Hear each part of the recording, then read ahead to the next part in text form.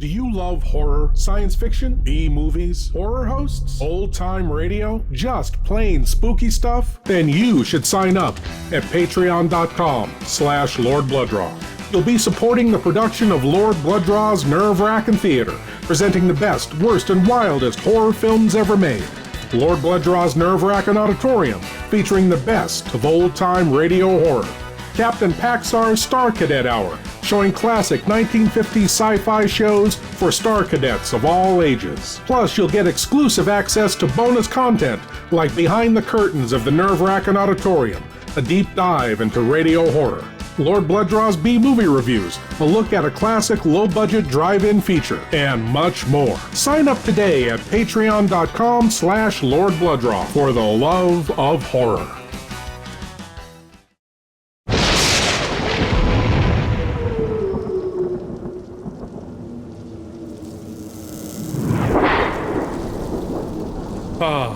I'm so glad you're here.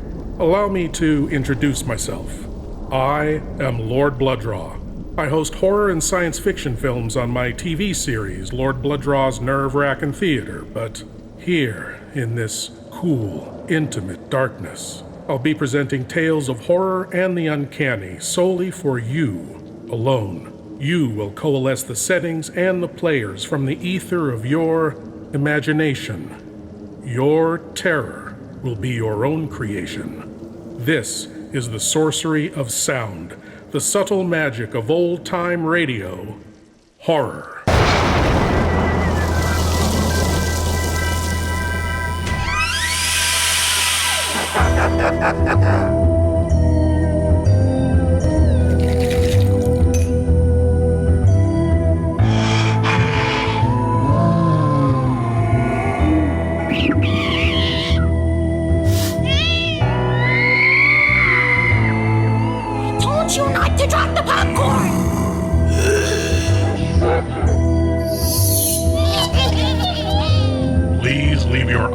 At the door. You will not need them.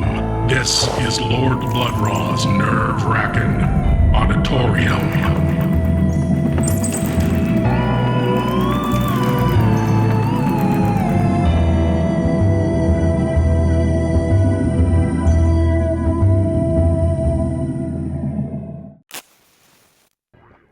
My lords and ladies, welcome to Lord Blood-Rah's Nerve Wrackin Auditorium, where fear enters through the ear. And tonight, my lords and ladies, we have an odd little suspense story for you, a tale of obsession and a little bit of madness. Here we have a tale that's a little bit Raymond Chandler and a little bit H.P. Lovecraft. A noir nightmare from that great old-time radio series, Suspense. Here comes the story, The Green Lorelei. And now, another tale well calculated to keep you in suspense. The Green Lorelei, written for Suspense by George Bamber.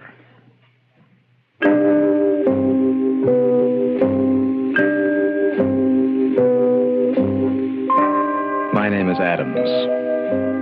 Roger Adams. Maybe you've heard of me. I write for the pulp magazines.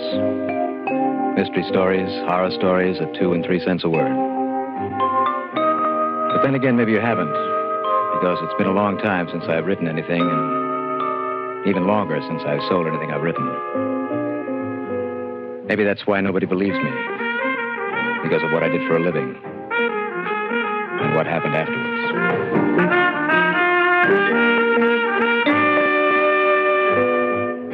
It all happened in Los Angeles, a place they call the City of the Angels. I was living in a broken-down apartment house that overlooked that cultural desert that is the city of Hollywood. It was late at night, one hot, smoggy August. I'd spent the whole day sitting, staring at a typewriter that sat staring back at me. I hadn't been able to write a word for days. Finally, I got fed up with it all, and I took 50 cents of my last $2. I went down and I bought 2 bottles of cold beer. and on my way back up to my... Well, Mr. Adams. Oh, Mrs. Snyder. I thought if I listened at my door long enough, I'd catch you sneaking up and downstairs. No, I wasn't sneaking. Well, I'd like to know what you call it. Walking on the sides of the steps that way. Now, Mrs. Snyder, you have an extremely suspicious and unpleasant nature. When are you going to pay me the money you owe me? At the end of the week. You've been saying that more than a month now. Well, now this time it's true. I just sold another horror story to Authentic Mysteries, and the check is in the mail. Now, I thought it would be here today. Well, I've heard that one before. No, I swear it's true. Now, please, Mrs. Snyder, you have got to trust me. I will have the money for you by the end of the week. Well... Friday for sure. Everything I owe you. I promise. Well, why can't you have a little of it now? On account, $5 or $10 maybe. Because I don't have $5 or $10 maybe. I see you got enough to spend on beer. Mrs. Snyder, it cost me 50 cents for 2 bottles of beer, and that's all I've had all day. Now, if you like, there's a 2-cent deposit on each bottle. I'll bring them down to you when I'm done. Now, don't get smart with me. I've been very lenient with you. I told you you will get your money at the end of the week. Well, you better. You don't, out you go. You hear me, Mr. Adams? If you don't pay the full rent by the end of the week, out you go, bag and baggage out on the street. I don't see why you can't get a job like normal men and pay your rent on time instead of fooling around with them mystery and horror magazines.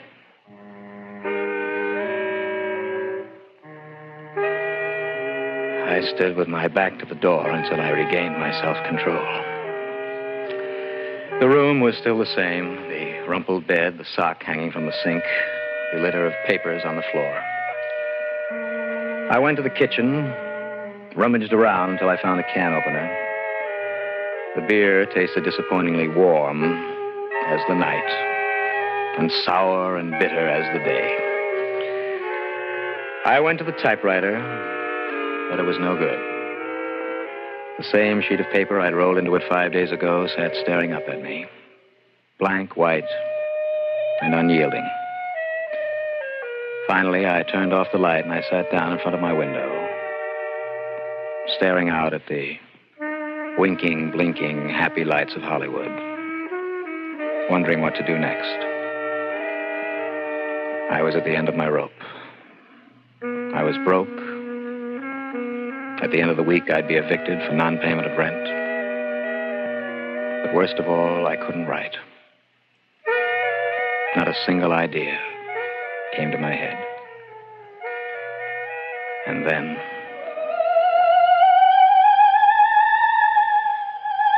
I heard her voice. The voice of the woman upstairs. I had heard it many times before, sometimes when I sat unable to write, mostly at night. To me, she had the most beautiful voice of any woman I'd ever heard. And I imagined her to be like her voice, soft, lovely, like her voice. But then it occurred to me that I didn't know what she looked like. In all the months I'd lived in Mrs. Snyder's apartment house, I'd never once seen her. I'd seen her husband many times as he went back and forth on his way to work. He was a short, ugly little man. And it seemed impossible that he could be married to a woman who sang as beautifully as that. Suddenly, I was overwhelmed with a desire to know who the woman was and what she looked like. I grabbed a cup from the kitchen and I raced up the stairs to the apartment above.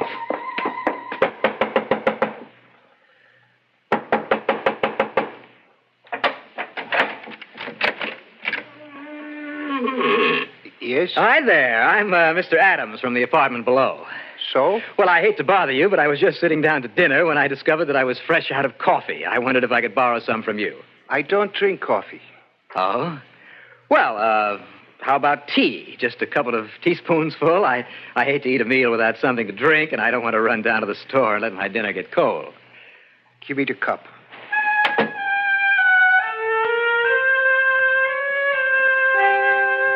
He took the cup and closed the door in my face before I could see anyone else in the apartment. But not before I got an impression of what it was like. It was laid out the same as mine, only cleaner. But it looked old and dirty.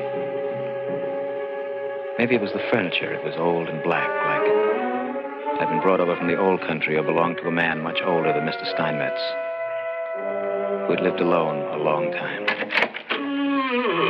Here you are. Oh, thank you. Thank you very much. You're, Mr. Steinmetz, aren't you? Yes, fine. Well, I thought that's who you were.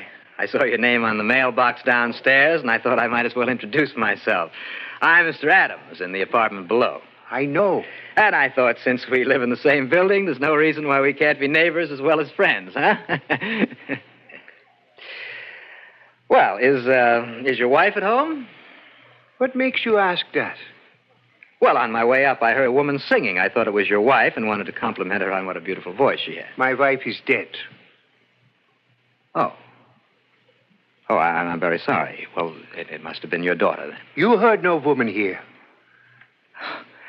Oh, Mr. Steinmetz, I stood right outside this door, and I heard her just as plain. You heard nothing. My wife is dead. I stood in the hallway, stunned. I had heard a woman singing, I was sure of that. But why had he lied? I went back to my apartment trying to figure it out. I sat in the darkness with the warmer second bottle of beer when...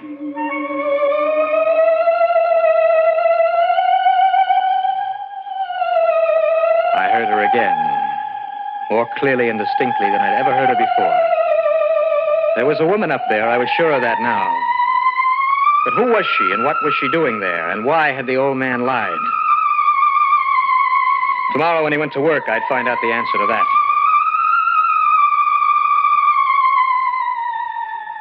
Well, the night passed slowly, the gray hours of dawn slower still. 7 o'clock came, 7:30. At 8, I saw Eric Steinmetz leave the building with his lunch bucket under his arm. I knew he never returned home before 6. And that meant I had 10 hours.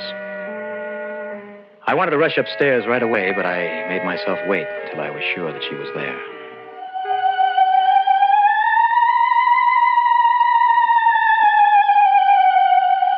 At 10 o'clock, I was sure. I crept up the stairs of the hall, using the sides of the steps so they wouldn't creak. My heart beating in my mouth. The closer I got, the louder her voice became. And at the door, it sounded as if she was standing just on the other side.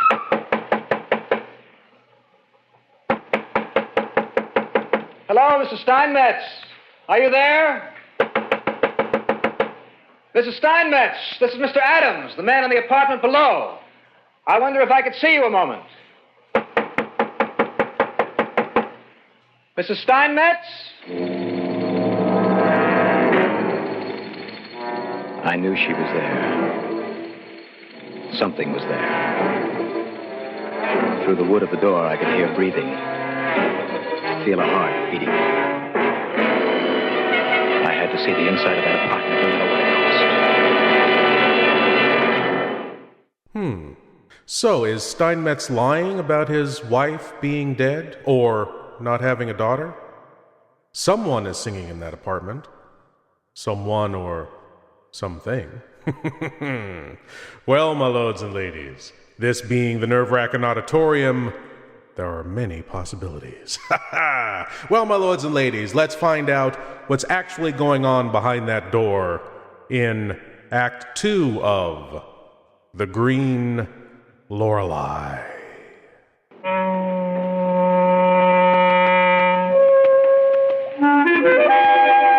What do you mean you lost your key? I didn't lose it. I left it in my room, and I locked myself out, and I wondered if I could borrow your master key. I can't let anybody have that. I only wanted for a minute, just to open my door. Well, why can't you hang on to your own key? I told you it was an accident. It could happen to anybody. You're the worst one I got. You don't pay your rent, you lock yourself Now, out. look, please, Mrs. Snyder, let me have the key, Please. Now, I will run up, and I'll open the door, and I'll bring it right back. Oh. And I will have your rent for you at the end of the week. Well, okay. But you bring it right back down here. I'll be waiting right here. I'll be waiting until you do. I don't want any funny business in my apartment.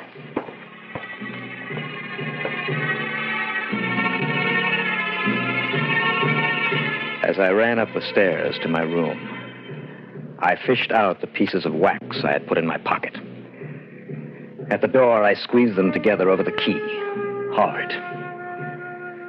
In my mystery stories, I had written about this method of obtaining keys hundreds of times. But I had never once done it myself, so I wanted to be sure I did it right. Well, what's taking you so long? I'll be right there. I pulled the two pieces of wax apart. The impression was clear and perfect. I opened the door with my own key and raced back down the stairs. Well, what took you so long? I had trouble with the door. Oh, thank you, Mrs. Snyder. Well, I've got to run. I'm late as it is. Well, when are you going to pay me that money that you owe me? Later.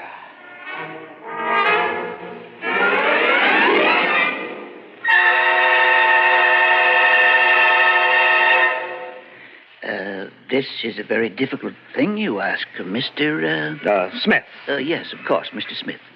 It is not only difficult, but it is against the law. Well, that's all right. I'm a special investigator.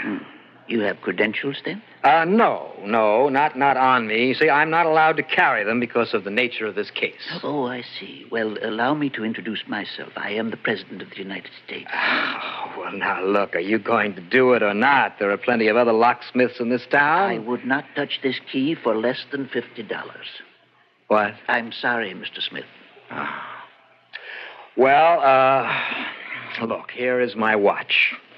It cost me $200 new. Now, will you take that instead? It cost you maybe $35 new, but... Well, now, will you do it or not? I see by the President's new watch that Congress is now in session.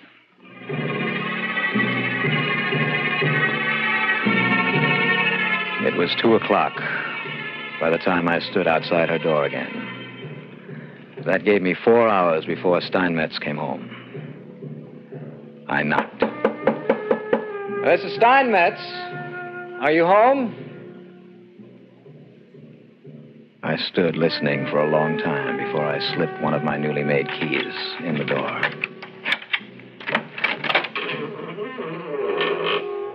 Hello, Mrs. Steinmetz. Are you home? There was no answer, so I stepped inside, closing the door after me.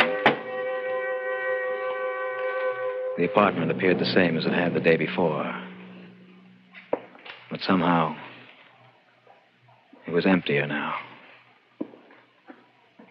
I crossed the worn, carpeted floor to the curtains covering the small kitchenette.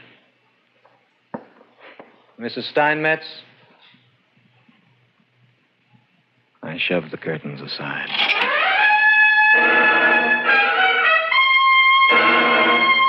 It was empty. I turned in the thick, hot stillness of the afternoon apartment and started toward the bedroom door.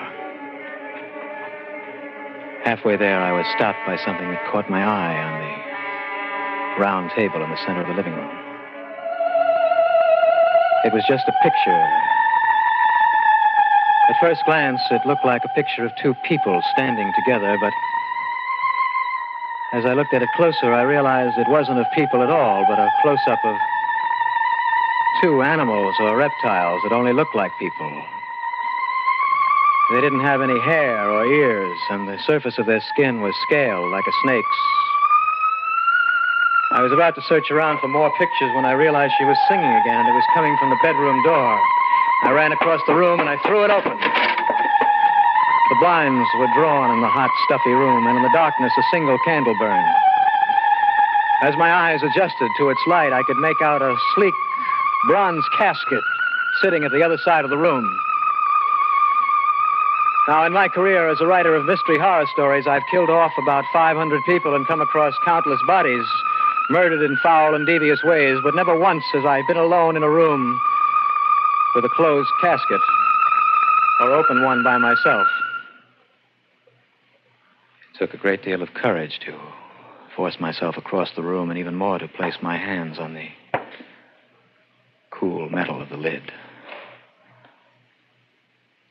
And then with an effort, I raised it. It was empty. The candlelight played on the quilted white satin lining of an empty coffin. Mrs. Steinmetz? I know you're in here, Mrs. Steinmetz, and I intend to find you. Started going through the boxes and trunks and junk piled in the bedroom. I knew she was in the apartment someplace. I could hear her voice. And dead or alive, I intended to find her. I went through the living room, the kitchen, overturning, pulling things apart. Then I was about to give up when I saw the closet door. I'd never noticed that before. I stumbled across the room to get to it, and then I tore it open. She was beautiful. She was easily the most beautiful girl who had ever lived. She had long yellow hair that tumbled over her shoulders in a golden cascade. A small red mouth and clear blue eyes. And as I stood there staring at them, I realized they had that half-dead, half-live, never dead, never having lived look that I'd seen on the faces of effigies in a wax museum. Cautiously, I reached out and pulled my fingernails down her cheek. What are you doing? Out! Out of my apartment! Out! I throw you out myself! Mr. Steinmetz! Out and stay out! You come back and I call the police. He wasn't going to call the police. I was.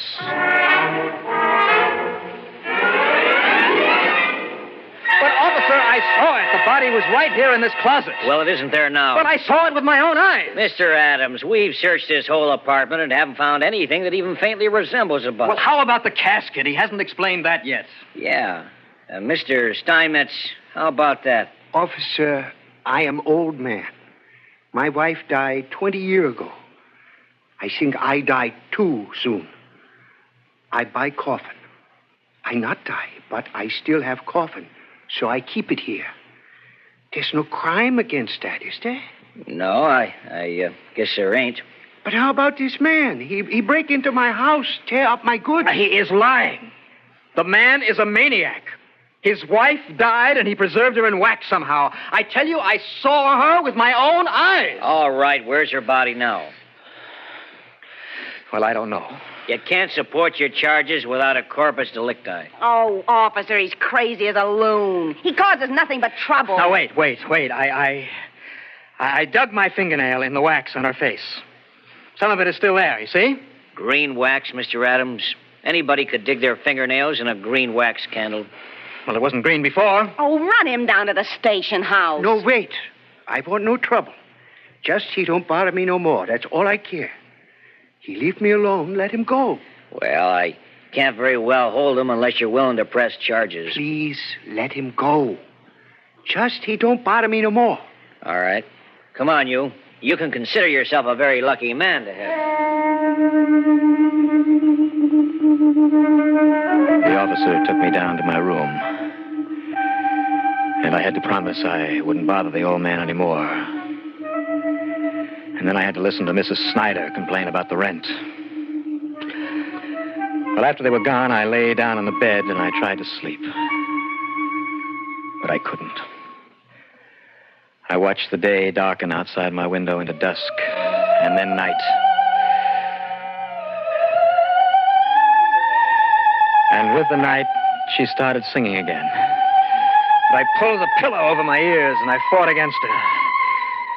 I would have succeeded, too, if they hadn't started arguing. I'd never heard that before. In all the months I'd lived in the apartment house, I'd never heard the woman speak. I fought against it as long as I could. And then I crept out of my room and up the sides of the steps. And as I stood outside the door, I could distinctly hear two voices, a man's and a woman's. It's all your fault. No. If you'd stayed in your place, this never would have happened. You were the one who wanted him up here. I never wanted any part of it. Why don't you let me go? No. Please don't hit me. Well, this was more than I could stand. I slipped the key out of my pocket and into the lock quietly. No. I've done what you wanted. Why don't you let me go? You'll never leave me. I threw the door open and ran into the room. And what I saw made me so paralyzed with fear that all I could do was stand there and scream.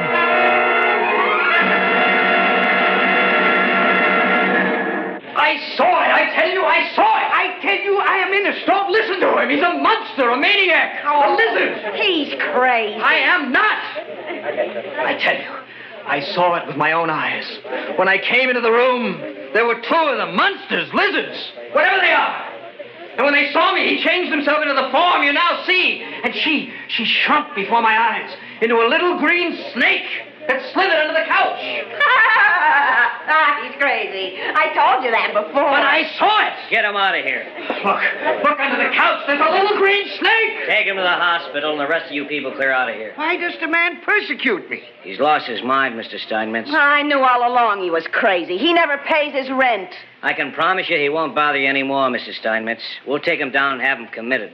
If you like, you can come down tomorrow and sign a complaint. No. Just so he don't bother me anymore. Well, he won't bother you anymore. I can promise you that. Good night, Mr. Steinmetz. Good night. Good night. Are they all gone? Yes, they're gone. You can come out now, dear. It's too bad they unbalance so easily. Yes, it is. It's because they only have the 5 senses to rely on.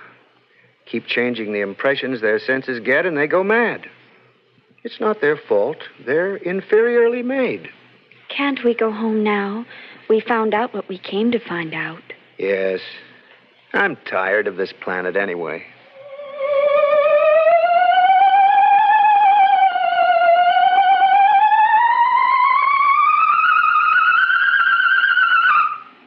Suspense. You have been listening to The Green Lorelei, written for Suspense by George Bamber.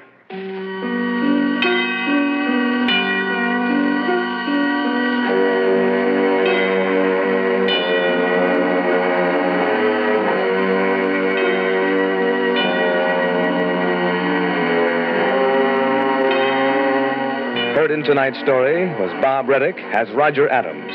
Also included in the cast were Elizabeth Lawrence, John Gibson, Bill Smith, Herb Duncan, Ellen McRae. Another tale well calculated to keep you in suspense.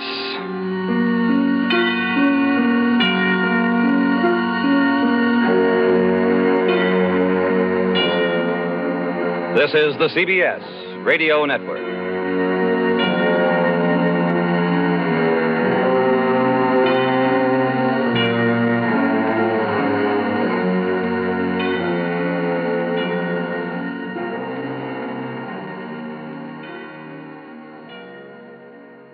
Well, it's as they always say, my lords and ladies, curiosity gets the cat committed to an insane asylum or something like that. Well, my lords and ladies, I want to thank you all for listening, and I want to invite you all back again next week when we will yet again delve into the world of old-time radio horror. Thank you for joining me in the Nerve Wrackin Auditorium, and I hope you'll come again. But now it's time for you to rejoin the, real world. I am Lord Blood-Rah, and I'll be waiting here for you in the shadows of your mind until the next time you seek the darkness. Good night.